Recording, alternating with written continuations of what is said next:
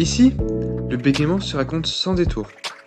Installe-toi confortablement et je te souhaite une bonne écoute avec le podcast qui bégaye.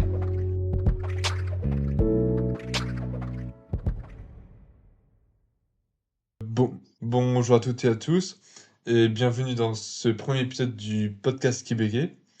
Ce podcast a pour but de sensibiliser au bégaiement, mais aussi, en tant que personne qui bégaye, de nous désensibiliser en nous-mêmes en osant prendre la parole. Dans cet épisode, nous allons aborder le bégaiement avec ses causes, ses facteurs, ses manifestations et ses répercussions. Nous parlerons également de la journée mondiale de sensibilisation au bégaiement.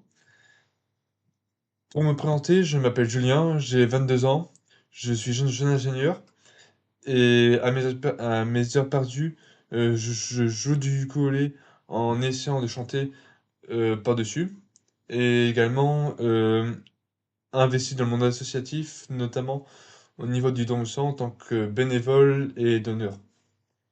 Et euh, pour parler du bégaiement, donc je bégaye depuis ma tendre enfance. Celle-ci a été notamment marquée, pour ma part, par un léger retard dans la parole et une enfance assez discrète. Pour revenir sur le podcast, donc je suis à l'origine de ce projet, s'inscrivant dans les actions menées par un groupe de parole autour du bégaiement sur la métropole lilloise. Ce podcast vise à offrir un espace de prise de parole en permettant de parler, de parler du bégaiement et de mieux l'accepter. Aujourd'hui, je suis en compagnie de Rémi, Stéphanie et Sarah, que je vais laisser se présenter. Bonjour, moi c'est Rémi, j'ai 27 ans. Alors je précise Rémi avec un I, c'est important pour moi. Alors pour ma part, je suis atteint d'un bégaiement depuis l'âge de 10 ans. Donc ça va faire 17 ans que je bégaye, on va dire. Et mis à part ça, j'aime bien les puzzles. À toi Stéphanie. Je m'appelle Stéphanie, je suis orthophoniste et je m'intéresse au bégaiement depuis 13 ans maintenant. Donc j'accompagne des personnes qui bégayent de tout âge. Et je suis ravie de participer à ce podcast parce que je trouve que au plus on parle du bégaiement, au plus on permet aux personnes qui bégayent de se sentir à l'aise avec leurs paroles et en confiance avec des interlocuteurs qui savent ce qu'ils doivent faire quand ils discutent avec une personne qui bégaye.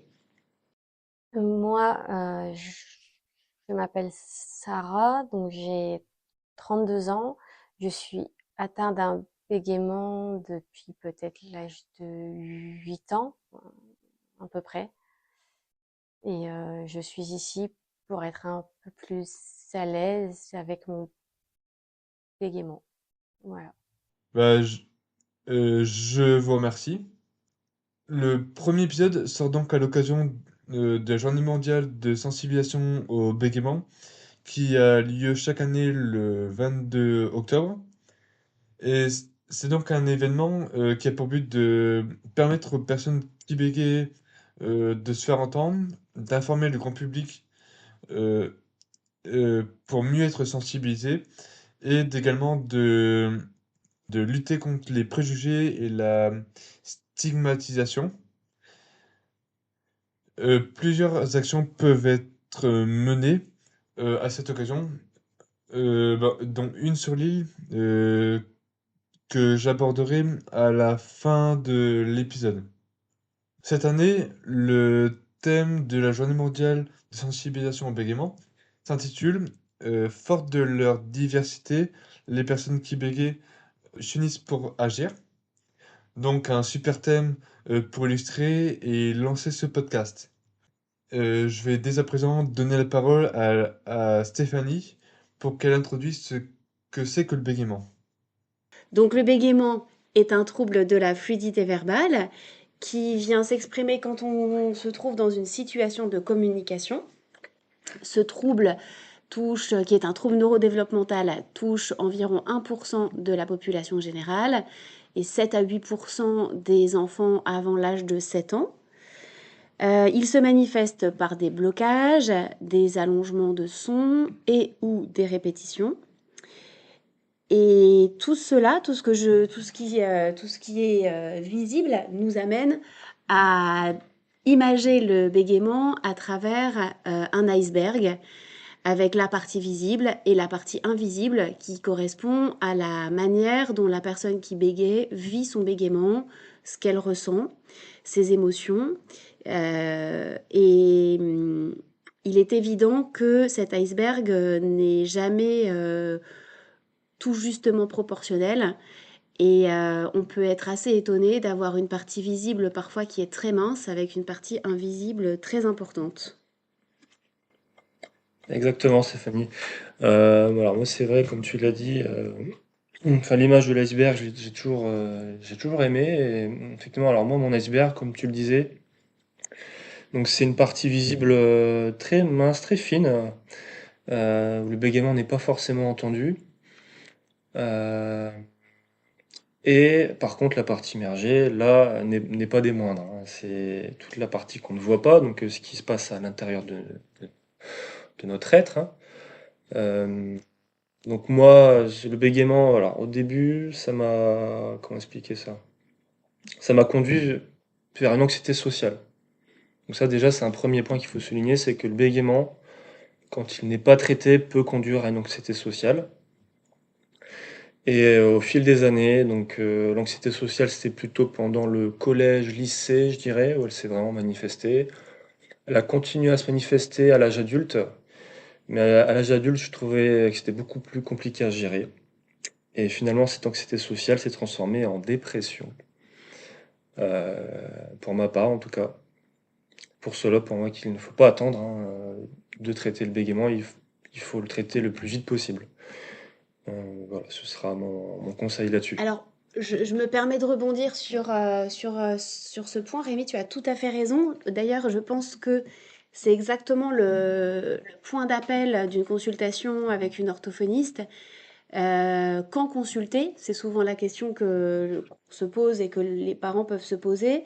Je pense qu'on consulte dès lors que le bégaiement n'est pas bien vécu, soit par l'enfant, soit par la famille, pour éviter justement que l'enfant développe de la gêne ou que les parents n'aient pas les attitudes adaptées par rapport à leur enfant et que ce bégaiement devienne un problème.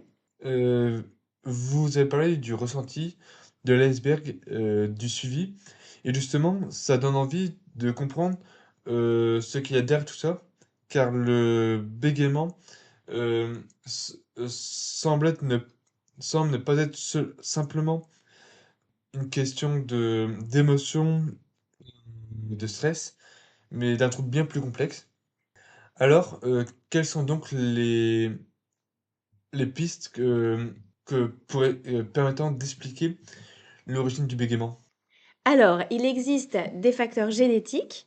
On sait aujourd'hui que l'incidence familiale est d'environ 70%.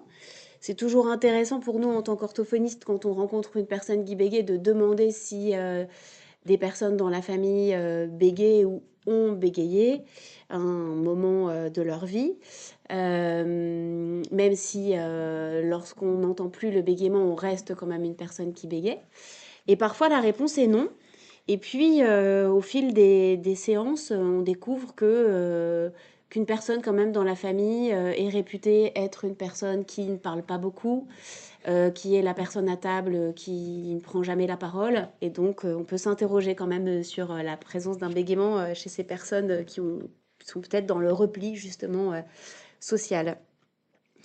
Et puis, il existe un facteur neurologique qui est de plus en plus avéré aujourd'hui, avec une zone motrice dans le cortex moteur qui est hyperactive et puis aussi une hypersécrétion de la dopamine. Sur le sujet de la dopamine, j'en profite pour dire qu'on a testé un traitement lié à cette sécrétion de dopamine et que les résultats sont aujourd'hui pas suffisamment probants pour qu'on puisse indiquer ce genre de traitement chez des personnes qui bégaient. On a longtemps cru que l'origine du bégaiement tenait sa place dans l'univers psychologique. Les facteurs psychologiques comme cause du bégaiement, on s'en est complètement éloigné aujourd'hui. Il est évident que les conséquences psychologiques peuvent exister chez les personnes qui bégayent. C'est parfois très difficile de vivre son bégaiement. Et donc, comme le disait Rémi tout à l'heure, on peut voir de l'anxiété sociale, des émotions qui sont très, très touchées. Quand on ressent de la honte, quand on est très stressé, eh bien, tout ça peut augmenter le bégaiement, mais c'est en aucun cas la cause du bégaiement. Et je pense que ce sujet, Sarah a quelque chose à nous apporter en témoignage. Alors oui, il y a les gens, en fait, ils pensent que le stress, en fait le bégaiement est dû au stress, ou alors qu'on est timide ou réservé, alors que c'est pas le cas, c'est pas du tout le cas. Moi, on m'a déjà dit de faire de, de l'hypnose et que bah ça allait partir complètement, alors que bah c'est faux, ça n'a rien à voir. L'hypnose, il règle le stress, oui, mais il règle pas le, le, le bégaiement, en fait. Et c'est faux. Et c'est bête de croire qu'avec ça, on règle le bégaiement. Sinon, bah, il y a longtemps que je l'aurais fait, si ça marcherait. Je suis, je suis tout à fait d'accord avec toi, Sarah. Pour avoir personnellement eu des rendez-vous avec une hypnotiseuse, un magnétiseur, une sophrologue et également un ostéopathe, ces rendez-vous m'ont permis en effet de diminuer le stress et l'anxiété. Euh, Ces rendez-vous, bah, lorsque j'étais plus jeune, pouvaient avoir lieu un peu à n'importe quel moment de l'année, on va dire. Mais là, en étant plus âgé, ces rendez-vous ont notamment été pris, euh, notamment à l'approche de périodes pouvant être particulièrement stressantes. euh, n- Notamment dans le cadre d'examens liés à mes études, par exemple. En revanche, comme tu as dit, ces thérapies ne vont pas éliminer le bégaiement. D'autant plus qu'un bégaiement ne s'élimine pas, mais peut être traité pour qu'il soit moins présent et moins impactant dans nos prises de parole. Je sais donc de nouveau rappeler qu'un accompagnement orthophonique est primordial et que ces thérapies peuvent en effet avoir un impact positif sur la parole, mais souvent sur le court terme, sauf si un travail est mené sur le long terme, notamment avec la cohérence cardiaque, pouvant être utilisée pour la gestion du stress. Et les résultats peuvent être plus ou moins marqués selon les patients. Comme on parle souvent de réceptivité, notamment dans le code de l'hypnose. D'accord, donc j'enchaîne avec quelque chose qui appartient à la définition du bégaiement, dont on parlait avec Rémi, ce sont les fluctuations. C'est-à-dire que souvent, les personnes qui bégayent disent bah, c'est quand même incroyable, aujourd'hui je bégaye plus, je ne sais pas pourquoi, c'est étonnant. Alors en fait, le fait que ce soit fluctuant, ça fait justement partie de la définition du bégaiement. Ces fluctuations, elles sont liées à la situation dans laquelle se trouve la personne qui bégaye, à l'interlocuteur, au cadre de l'échange, et puis à la façon dont la personne qui bégaye va vivre ce moment. Le bégaiement, il va être augmenté par le stress, par les émotions, qu'elles soient positives ou négatives d'ailleurs, et par la fatigue. Quand on bégaye, c'est important de bien gérer le niveau de fatigue, notamment si on doit avoir une prise de parole particulière, d'arriver plutôt en forme. Donc ça, ce sont des facteurs qui augmentent le bégaiement. Ouais, je rajouterais même là-dessus, Stéphanie, pour donner quelques exemples, en tout cas sur la fluctuation de mon bégaiement. Moi, par exemple, je sais qu'en fonction de la sonorité de la pièce, le bégaiement pouvait être plus fort ou non, en fait, selon le bruit qu'il y avait dans la pièce, par exemple. Ensuite, aussi la personne qui avait en face de moi, quand je sentais que la personne était une personne plutôt confiante, qui a de la confiance en soi, etc., le bégaiement était plus fort. Voilà, même un autre paramètre également que je tenais à préciser, le fait d'être assis ou debout, moi aussi, ça peut jouer également sur le bégaiement. Là, j'ai un exemple vraiment probant, on va dire, qui m'est arrivé il n'y a pas si longtemps que ça. Je me suis retrouvé à devoir, donc moi je vais nager à la piscine de Commune Belgique, hein, pour ceux qui connaissent. Et quand on arrive en fait à la billetterie, si vous voulez, nous on se retrouve dans une position debout, et la personne qui donne les billets, elle dans une position assise. Ce qui fait que déjà, il y a une certaine distance entre nous.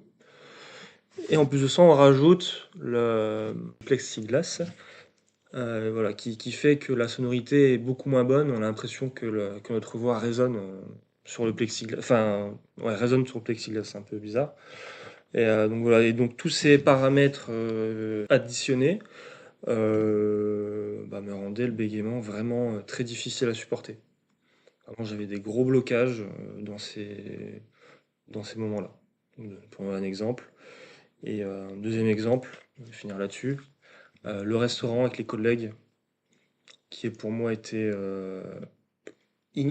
inenvisageable, parce que d'une part, manger dans un restaurant avec du bruit autour de moi, des personnes autour de moi, de l'animation, ça m'empêchait déjà de prendre du plaisir à manger, premièrement. Donc c'est un peu dommage d'aller au restaurant et de ne pas prendre plaisir à manger. C'est quand même ballot. Et deuxièmement, je n'arrivais pas j'avais beaucoup de mal à instaurer une discussion de manière posée.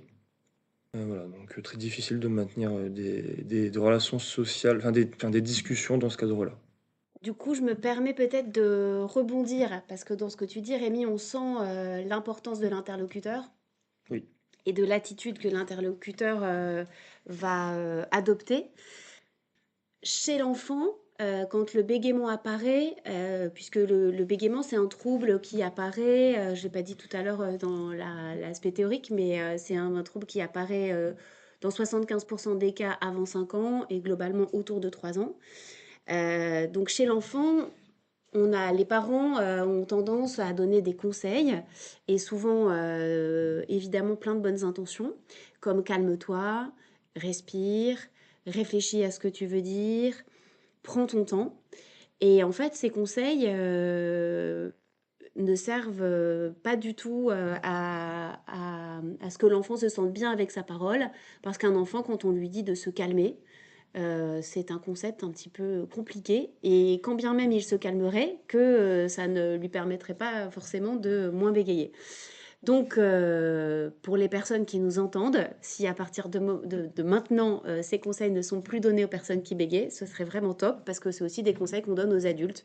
Quand on rencontre une personne qui bégaye, on est sûr de l'aider en lui donnant plein, plein, plein de conseils, alors qu'en fait, la meilleure chose à faire, c'est de demander à la personne qui bégaye ce qu'on peut faire nous en tant qu'interlocuteur pour lui permettre d'être à l'aise dans sa parole. C'est les personnes qui bégayent qui savent ce dont elles ont besoin. Dans les attitudes à adopter en tant qu'interlocuteur, je pense que le meilleur conseil que moi je puisse donner aux interlocuteurs, c'est de ne rien faire. Quand on est un interlocuteur d'une personne qui bégaye, qui à un moment donné va se retrouver dans une situation de blocage, d'allongement de la parole. Eh bien, nous, en tant qu'interlocuteur, on attend, on regarde, on maintient le regard, on montre qu'on est intéressé, on peut hocher légèrement la tête, mais on ne termine pas la phrase, on ne dit pas le mot, même si on est sûr à 98% que le mot qui bloque, c'est celui-là, parce qu'en fait, en faisant ça, on crée quelque chose d'assez inégal dans l'échange, de celui qui sait, même si l'autre n'a pas dit le mot. Et puis, on montre qu'en faisant ça, c'est sans doute parce qu'on commence à en avoir un petit peu marre d'attendre. Et donc, on crée quelque chose de trop tendu dans l'échange qui va augmenter très probablement le bégaiement.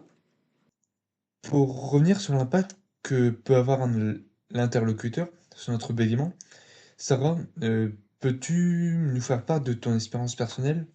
Oui, il y a des fois, en fait, quand on discute avec quelqu'un et on a l'autre en face qui est là, qui hoche la tête assez vite, et ça énerve, c'est énervant, parce que en fait, il est pressé et nous, on se presse. Du coup, ben, on va vite et on bloque de plus en plus et bah, du coup, bah, c'est la catastrophe, hein. On bloque. Ou alors, quand, par exemple, on est là, on discute avec lui et il regarde ailleurs. Alors là, c'est encore pire parce qu'en fait, on a l'impression qu'il écoute pas et du coup, on se met à vite parler pour que en fait, on garde son attention et du coup, ben, on se met à bloquer. Mais la personne en face, elle ne le comprend pas. Et c'est compliqué à gérer. Ou alors, on a aussi au téléphone, quand on nous dit, allez, vite, vite, vite, bah, c'est pire en fait. C'est pire que mieux. Parce que bah, on se presse et on bloque. Et en fait, ça arrange pas les choses. Donc, bah, ces trucs-là, il faut pas les dire et ça sert à rien, il faut rien faire. Il faut juste attendre. Là, Sarah, ce que tu dis, c'est que il peut être intéressant, par exemple, au téléphone ou quand on prend la parole pour la première fois avec quelqu'un, d'annoncer son bégaiement, de dire, en fait, avant de commencer, je vais vous dire, je bégaye. Ça permet éventuellement à la personne avec qui on échange d'avoir une attitude adaptée, pour toutes les personnes qui nous écoutent maintenant et qui pourront avoir l'attitude adaptée, et d'éviter aussi des hypothèses formulées par l'interlocuteur sur la qualité de la ligne ou Oui, on l'a déjà fait ça aussi, oui. Ah, ça bug, je vous entends pas. Bah non, ça bug pas. C'est moi qui bug, par contre. c'est moi qui bégayais. Ouais. Et voilà, donc peut-être que annoncer son bégaiement, ça peut être aussi quelque chose d'intéressant pour amorcer l'échange.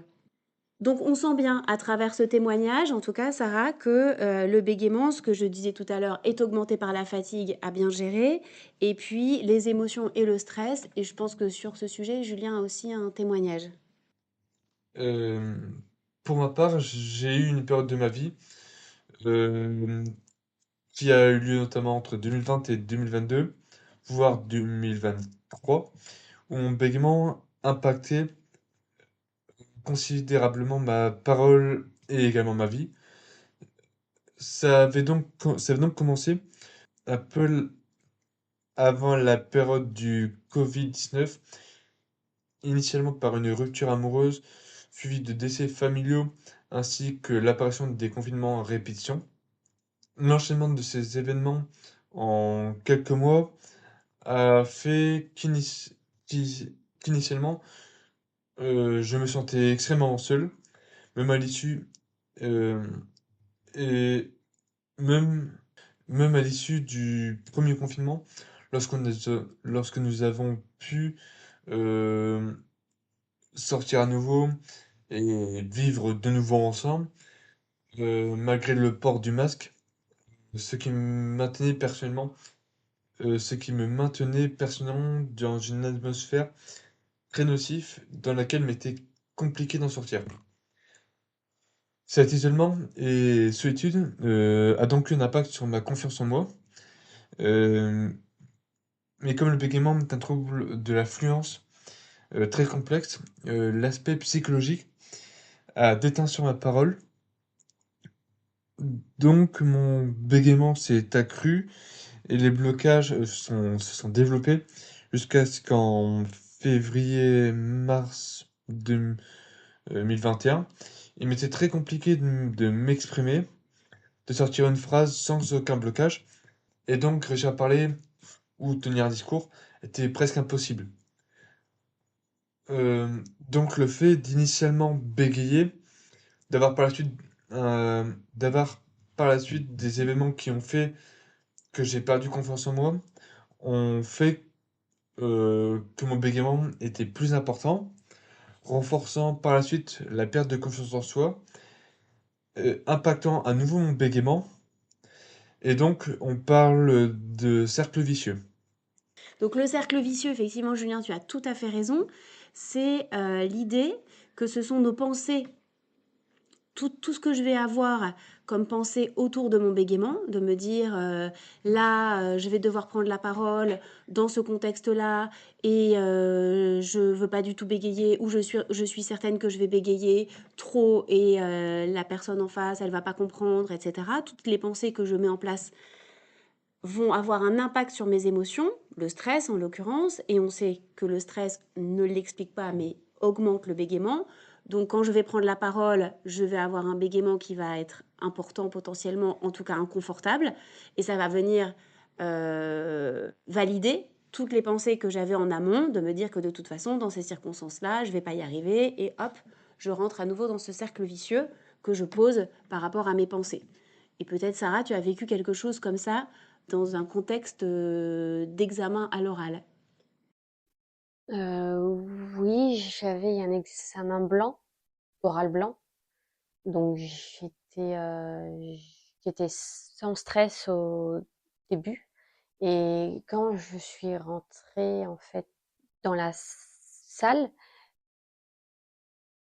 pourtant c'est que ma prof à ce moment-là, c'était avec ma prof. Et quand je me suis mis en condition d'examen, et là je faisais que bloquer avec elle. Alors qu'en temps normal, je bloque pas du tout avec elle. Et là, c'était voilà, c'était que des blocages toutes les 10 secondes, on va dire. Parce que bah, je me suis mis en condition d'examen. C'était une, c'était un stress que, que j'arrivais pas à contrôler. Et du coup, ben,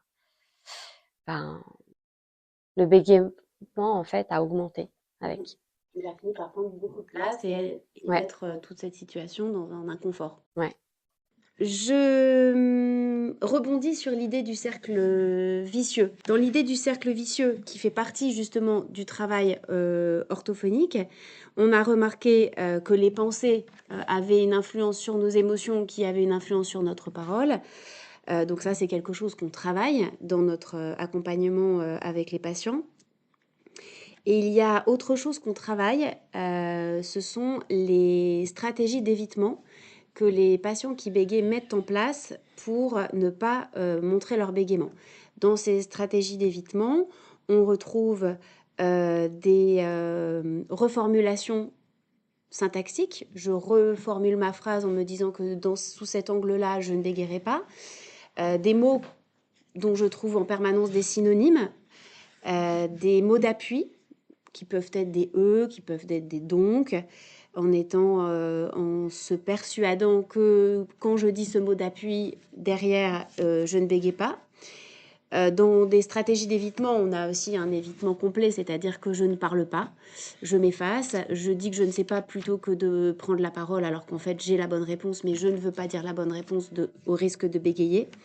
Et toutes ces stratégies d'évitement, finalement, sont renouvelées par les personnes qui bégayent parce que dans l'instant, ça fonctionne. j'ai dit un synonyme, et sur le synonyme, je n'ai pas bégayé. Donc ça me donne envie de continuer. Sauf qu'en faisant ça, j'ancre mon bégaiement, puisque si je ne bégayais pas, je n'aurais pas ces stratégies-là. Et donc, j'augmente cette idée que ce bégaiement est très présent, et je lui donne beaucoup, beaucoup de place dans ma manière d'aborder mes échanges. Et puis, c'est une charge mentale très importante et donc une énorme fatigue pour les personnes qui bégayent de fonctionner comme ça. Donc notre rôle en tant qu'orthophoniste, ça va être d'accompagner nos patients à lever toutes ces stratégies qui vont avoir souvent comme conséquence dans un premier temps d'augmenter le bégaiement puisque je lâche ma parole et dans un premier temps je bégaye plus, mais après je vais vers une parole beaucoup plus confortable et libérée de toutes ces stratégies d'évitement. Concrètement, comment l'accompagnement orthophonique permet-il cette évolution? Dans le travail qu'on fait avec les personnes qui bégayent, on a deux axes. Un axe qui va s'articuler autour de techniques de fluence qu'on peut proposer à nos patients pour soulager un petit peu les moments où la parole est inconfortable et a besoin d'être à ce moment-là ponctuellement aidé par une technique de fluence. Et on a beaucoup parlé du cercle vicieux qui s'installe dans la manière dont on vit le bégaiement. Et l'accompagnement orthophonique vise à ce que ce cercle vicieux se transforme progressivement en cercle vertueux. Et puis il y a un autre axe qui me paraît tout aussi important, voire peut-être même plus important, c'est l'acceptation du bégaiement. La manière dont moi, en tant que personne qui bégaye, j'accepte mon bégaiement, je m'inscris dans mes situations de parole avec mon bégaiement et pas malgré mon bégaiement. Et je vais vers l'idée que le bégaiement, il fait partie de ma parole, il peut apparaître dans ma parole, mais il ne m'empêche pas de prendre la parole et il ne m'interdit aucune situation, il ne vient pas entraver la personne que j'ai envie d'être. Et ça, pour moi, c'est vraiment un point extrêmement important. Et, et ça me donne l'occasion de vous féliciter tous les trois de ce que vous êtes en train de faire, parce que vous êtes en train de montrer qu'on peut être des personnes qui bégayent et enregistrer des podcasts. Et bravo pour ça. Merci. Et d'ailleurs, on peut être des personnes qui bégayent et enregistrer des podcasts. On peut être comédien. On peut être personnalité politique. Joe Biden bégayait. Notre ancien Premier ministre François Bayrou bégayait. On peut être une comédienne reconnue comme Julia Roberts et bégayer. Donc l'idée, c'est vraiment je bégaye et alors? Je rajouterais aussi, Stéphanie, qu'on peut aussi passer des concours d'éloquence. Donc moi, pour ma part, j'avais passé le concours d'éloquence pour personnes qui bégayent en 2023. Donc au début, c'était un choix assez difficile à prendre, hein. Au début, je n'osais pas trop. Et finalement, je me suis rendu compte que j'aimais bien faire des discours, parler face à un public. Et moi, dans mon cas, le bégaiement était totalement dissipé d'ailleurs. Alors pour quelle raison? Je pense d'une certaine manière que faire un discours déjà, c'est pas être dans la communication. C'est parler pour que les autres écoutent finalement. Et c'est aussi se donner une autre énergie, hein. Dans un discours, on doit mettre plus d'énergie dans nos paroles finalement. Et on nous avait aussi appris également à être ancré au sol, qui est un très bon conseil d'ailleurs aussi par la suite. Donc voilà, s'ancrer au sol pour avoir confiance, pour que le bégaiement soit amoindri.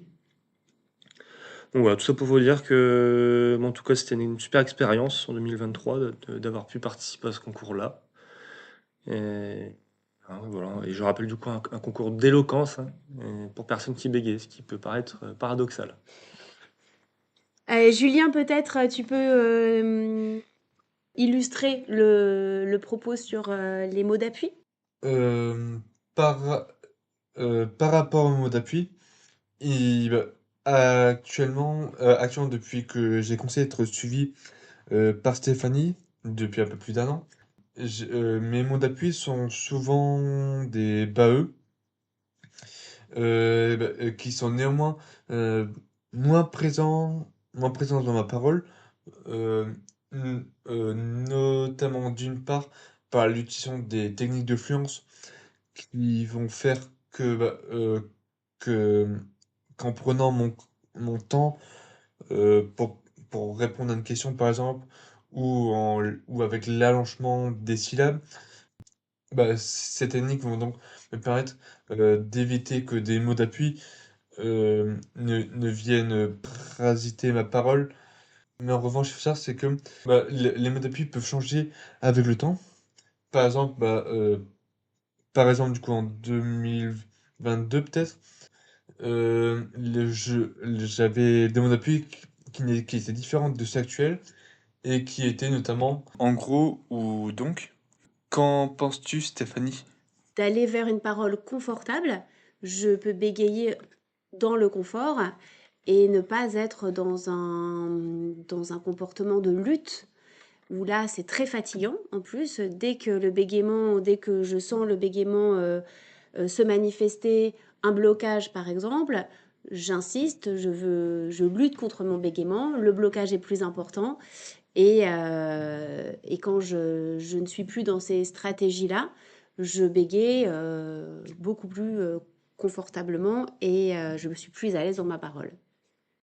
lorsque le bégaiement est accru, selon le moment de la journée, l'environnement dans lequel on se situe, ou bien la période que nous vivons, liée notamment à la fluctuation du bégaiement, il nous arrive d'avoir des blocages venant impacter notre parole et en ne se limitant plus uniquement à de simples répétitions. Et peux-tu nous en parler, Sarah? Quand on bloque trop et on insiste, on est essoufflé comme si en fait on faisait un marathon. Donc on a des douleurs au niveau de la poitrine et ça fait mal. Ça fait mal comme si en fait on avait couru dans le froid et qu'on n'arrivait pas à respirer. Alors qu'en fait, on n'a rien fait, on a juste parlé. Et du coup, on n'arrive plus à on n'arrive plus en fait à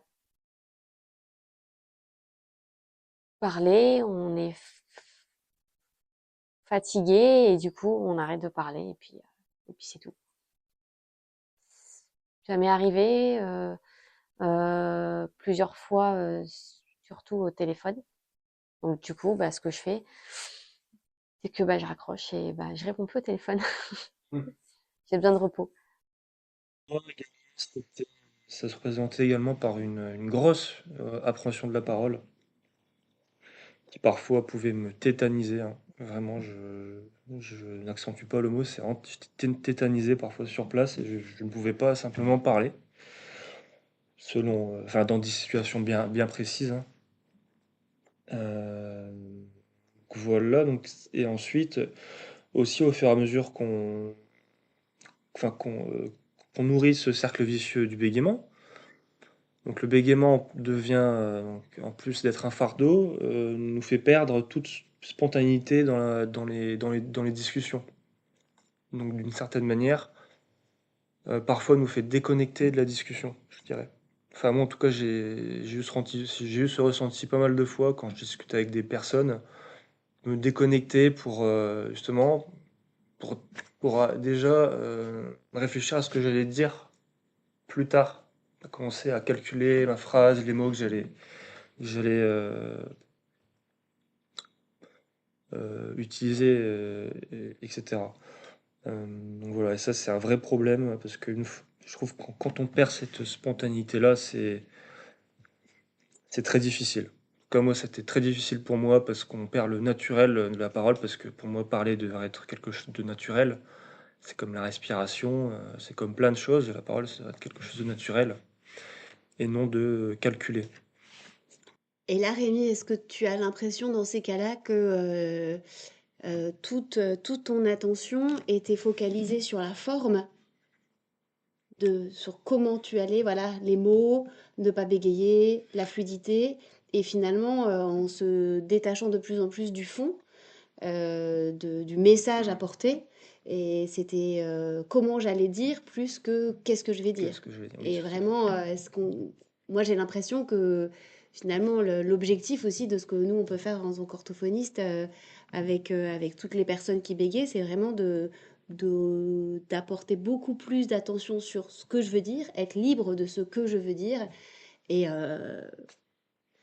si je bégaye, c'est pas, l'objectif Mhm. n'est pas de ne pas Ah, bien bégayer, sûr. mais de dire ce que je veux. Et ça soulage justement tout ce que tu Oui. décris, un moment de devoir reprendre un petit peu ses esprits, parce que c'est tellement fatigant de Mhm. tout Mhm. préparer, et donc on se détache et on perd de la On se détache. spontanéité. On se détache et après, moi, comme je vous ai dit, ça m'a amené à une dépression. Donc la dépression, ça peut être de la... Donc moi, enfin, vers la fin, c'était de l'apathie, donc une incapacité à ressentir les émotions, et même de l'antipathie parfois, certaines situations. Donc voilà, ça peut aller assez loin, comme le bégaiement. Quand on à son paroxysme, ça peut aller assez loin. Les conséquences du bégaiement. Les conséquences du bégaiement. Mm. Donc voilà, c'est ce que... Ouais, tout à fait, Stéphanie. Et je rajouterais même quelque chose. Non, je voulais dire. Oui, c'est qu'au final, on pourrait très bien résumer que le bégaiement, généralement, en fait, si on s'y attache trop, on va finir par dire ce qu'on peut, mais pas ce qu'on veut. Puis, puis on creuse, enfin, pas si on le dira, mais on creuse aussi un fossé avec les autres, hein. Au fur et à mesure, bah, ça, ça, finalement, c'est l'anxiété sociale, hein. Mhm, Au fur et à tout à fait. mesure, on creuse un De se fossé avec les comparer gens, aussi, hein, surtout. on se fait des préjugés, Mm. on se crée des croyances limitantes. Donc ça, ça peut être des conséquences du bégaiement. Tout à fait. Et c'est vrai que on réfléchit trop avant de prendre la parole. On réfléchit trop. Et ça fatigue, hein. Ça fatigue énormément. Ouais, ouais, ouais. C'est ça qui est fatigant. Si on réfléchit à tous les mots qu'on va employer, est-ce que je vais le dire comme ça? Non, ben, je vais le dire autrement parce que ça, je vais pas réussir à le dire. Donc, du coup, ben, je vais le dire comme ça parce que ça va plus passer. Et du coup, bah, c'est infernal. Alors là, j'ai pas d'exemple, mais si je veux dire, passe-moi ton stylo, je veux dire, passe-moi ton truc ou ton crayon, tu vois, pour faire dire stylo. Parce que bah, je vais pas réussir à te le dire. En complément de l'accompagnement orthophonique, il existe différents dispositifs et structures existants pour aider les personnes en situation de handicap, mais également ici pour les personnes qui bégayent. Euh, c- Cela peut être dans les cadres professionnels, scolaires ou purement personnels. Et donc, pourrais-tu nous en parler?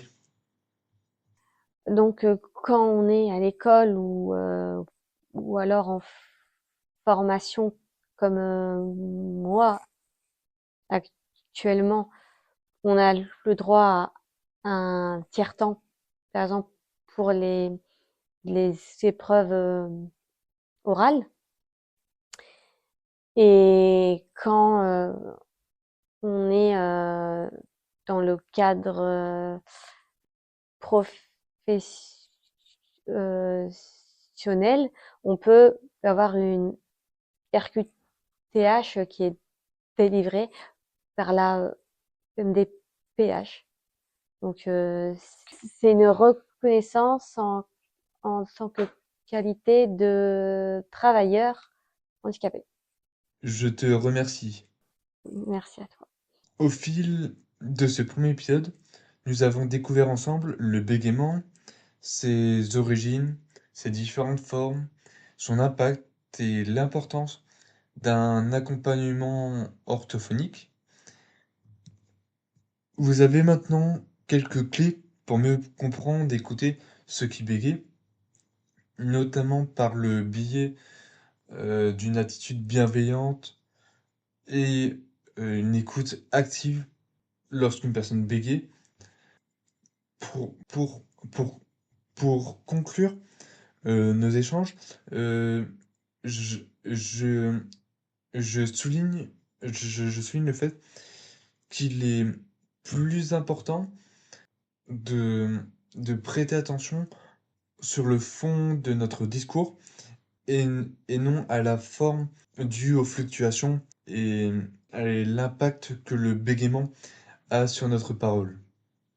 Comme j'en avais parlé au début de l'épisode, au niveau des événements organisés dans le cadre de la Journée mondiale de sensibilisation au bégaiement, au niveau de la métropole lilloise, un événement aura lieu le mardi 4 novembre à partir de 19h30 au Café Les Sarrasins, dans le quartier de Oisem à Lille. Euh, Ce sera un moment d'échange ouvert à toutes et à tous pour parler du bégaiement avec la présence d'orthophonistes et de personnes qui bégayent. Euh, N'hésitez donc pas à être présent, que vous soyez orthophoniste, personne qui bégaye, euh, étudiant ou étudiante en orthophonie, mais également des personnes qui ne bégayent pas et qui souhaitent en apprendre plus sur le bégaiement et, et pouvoir échanger sur le sujet. Je vous remercie, Stéphanie, Sarah et Rémi, d'avoir participé à ce premier épisode et je vous remercie de nous avoir écoutés en vous souhaitant une bonne journée.